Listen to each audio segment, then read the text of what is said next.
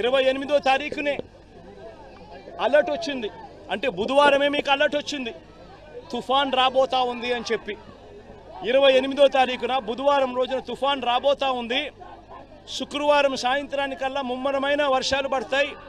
శుక్రవారము శనివారము ముమ్మరమైన వర్షాలు ఉంటాయి అని చెప్పి అలర్ట్ వచ్చిన నేపథ్యంలో తుఫాన్ రాబోతా ఉంది, ఎక్స్ట్రీమ్ రెయిన్ఫాల్ కురబోతా ఉంది అని చెప్పిన నేపథ్యంలో ముఖ్యమంత్రిగా ఉన్న వ్యక్తి తాను చేయాల్సిన పని ఏమిటి? తాను వెంటనే ఇరిగేషన్ డిపార్ట్మెంట్కి సంబంధించిన సెక్రటరీని,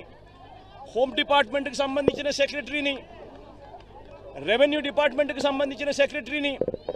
వీళ్ళందరినీ పిలుచుకొని ఒక రివ్యూ కార్యక్రమం కానీ చేసి ఉంటే,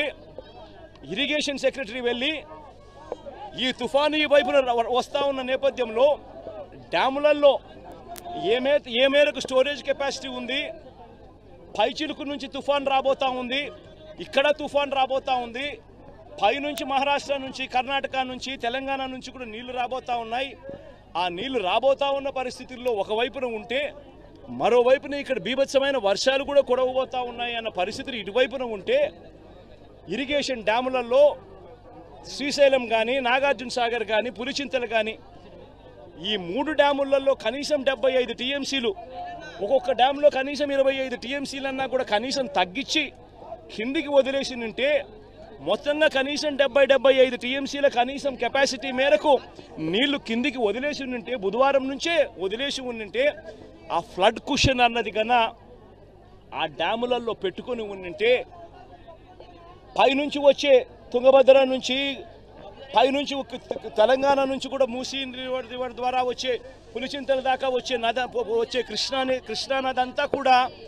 పైనే ఫ్లడ్ కుషన్ ఉండడం వల్ల ఆపి ఉండవచ్చు, రెగ్యులేట్ చేసి ఉండవచ్చు. ఇది ఎందుకనంటే శుక్రవారం శనివారం దాకా ఈ పరిస్థితి లేదు,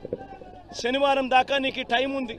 శుక్రవారం సాయంత్రం దాకా నీకు టైం ఉంది. బుధవారమే కన్నా ఈ కార్యక్రమం చేసి ఉంటే ఫ్లడ్ కుషన్ ఏర్పరచుకొని ఉంటే పైనుంచి వచ్చే కృష్ణానది జలాలన్నీ కూడా రెగ్యులేట్ చేసి ఉండొచ్చు, స్టోర్ చేసుకొని ఉండొచ్చు, కిందికి పంపకుండా ఆపి ఉండవచ్చు. ఇటువైపున తుఫాన్ ఏదైతే వస్తూ ఉందో, ఇటువైపున తుఫాన్ ఏదైతే కింది ప్రాంతంలో తుఫాన్ ఏదైతే వస్తూ ఉందో ఆ తుఫాన్ను ఒకవేళ వచ్చిన ఆ తుఫాన్లో ఉన్న నీళ్లు ఒకవైపున పులిచింతల కింద ఒకవేళ వచ్చినా కూడా ఆ నీళ్లు మాత్రమే వచ్చి ఉంటే ఇంత బీభత్సంగా జరిగి ఉండేటివి కాదు. ఆ నీళ్లు ఒకవైపున, పైనుంచి వచ్చే నీళ్లు ఇంకొక వైపున, ఈ రెండు కలిసి రావడంతో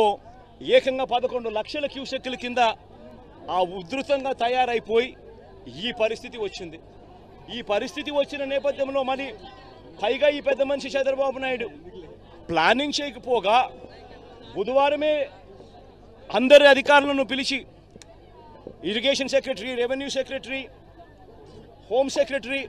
వీళ్ళందరినీ పిలిచి రివ్యూ తీసుకొని ఒక్కొక్కరికి బాధ్యతలు అప్పచెప్పాల్సింది పోయి అది చెయ్యకపోగా తాను శనివారం అర్ధరాత్రి బుడమేరు మీద ఉన్న రెగ్యులేటర్ గేట్లను కూడా ఎత్తేసాడు.